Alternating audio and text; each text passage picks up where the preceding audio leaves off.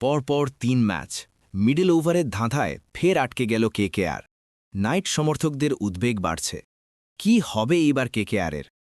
এলএসজির বিরুদ্ধে আজকেও এক নাটকীয় পরাজয় হয়েছে। দুই দলের পারফরম্যান্স জানার ভিডিওটি দেখে ভালো লাগলে সাবস্ক্রাইব এবং লাইক করবেন।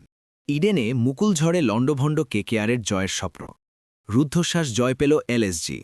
অষ্টম উইকেটে আবেশ খানকে নিয়ে গড়লেন ৫৩ রানের ম্যাচ উইনিং পার্টনারশিপ, যার মধ্যে মাত্র ১ রান আবেশ খানের। লাস্ট ওভার লাস্ট বল ফিনিশে ম্যাচ জিতল এলএসজি। ৭ উইকেট পড়ে গিয়েছিল এলএসজির। ওভার পিছু রান দরকার প্রায় ১৫। শেষ ৩-৪ ওভার আগেও কেউ ভাবেনি এখান থেকে ম্যাচ কেকেআর হারতে পারে। কিন্তু এদিন ইডেনে প্রাকৃতিক ঝড়বৃষ্টি না এলেও ম্যাচের শেষ ১৫-২০ মিনিট অন্য ঝড় দেখল ক্রিকেটের নন্দনকানন। আর সেই ঝড়ের নাম মুকুল চৌধুরী। কেকেআরের জয়ের গ্রাস মুখের সামনে থেকে কেড়ে নিয়ে গেলেন তিনি। অষ্টম উইকেটে আবেশ খানকে নিয়ে গড়লেন ৫৩ রানের ম্যাচ উইনিং পার্টনারশিপ, যার মধ্যে মাত্র ১ রান আবেশ খানের। লাস্ট ওভার লাস্ট বল ফিনিশে ম্যাচ জেতে এলএসজি। ২৭ বলে ৫৪ রানের ইনিংস খেলেন মুকুল। ৭টি ৬ ও ২টি ৪-এ সাজানো তার ইনিংস। অবিশ্বাস্য ম্যাচ জিতিয়ে এলএসজি শিবিরে যখন বিজয় উল্লাস, তখন অপরদিকে মরশুমের তৃতীয় হারে হতাশ কেকেআর শিবির। এবারের আইপিএ প্রথম জয় পেল কেকেআর। ঘরের মাঠে লখনৌ সুপার জায়ান্টসকে ৮ রানে হারালো কলকাতা। মরশুমে প্রথমবার ফর্মে ফিরল কেকেআরের বোলিং অ্যাটাক। ইডেনে দেখা গেল সুনীল নারিনের পুরনো ম্যাজিক। এছাড়া অনুকূল রয়, বৈভব অরোরারাও ভালো বোলিং করেন। এবার প্রথম ১ ওভার বোলিং করে উইকেট নিলেন ক্যামেরন গ্রিন। এদিন টস হেরে ব্যাটিং করতে নেমে শুরুতেই বিতর্কিত আউট হন কেকেআর ওপেনার ফিন অ্যালেন, যদিও তার আউট নিয়ে বিতর্ক রয়েছে।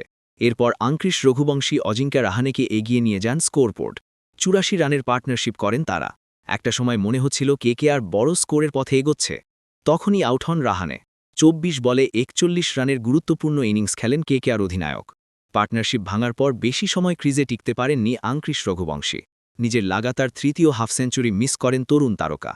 ৩৩ বলে ৪৫ রান করে আউট হন আঙ্ক্রিশ রঘুবংশী। রিঙ্কু সিং ফ্লপ হন এই দিন। ৪ রান করে আউট হন তিনি। এরপর কেকেআর আর উইকেট না হারালেও ২৫ কোটির ক্যামেরন গ্রিন যে ব্যাটিং করেন, তাতে একেবারেই হতাশ কেকেআর ফানেরা। একটা সময় পর্যন্ত তার স্কোর ছিল ১৮ বলে ১৫। শেষ পর্যন্ত ২৪ বলে ৩২ করে অপরাজিত থাকেন গ্রিন।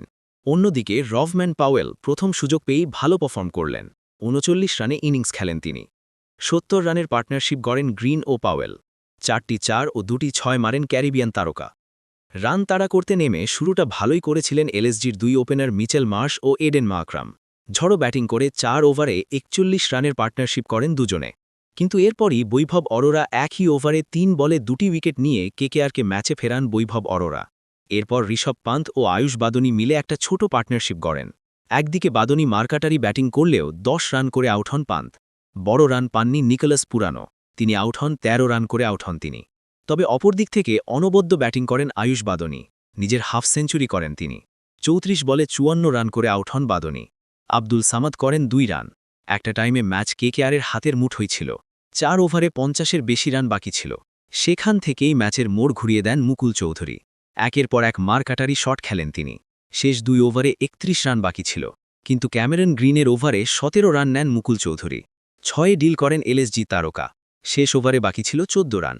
২ বলে ৭ রান চলে আসে। তবে তৃতীয় ও চতুর্থ বল মিস করেন মুকুলু। পঞ্চম বলে ৬ ও শেষ বলে ২২ রান নিয়ে ম্যাচ ফিনিশ করেন এলএসজি তারকা।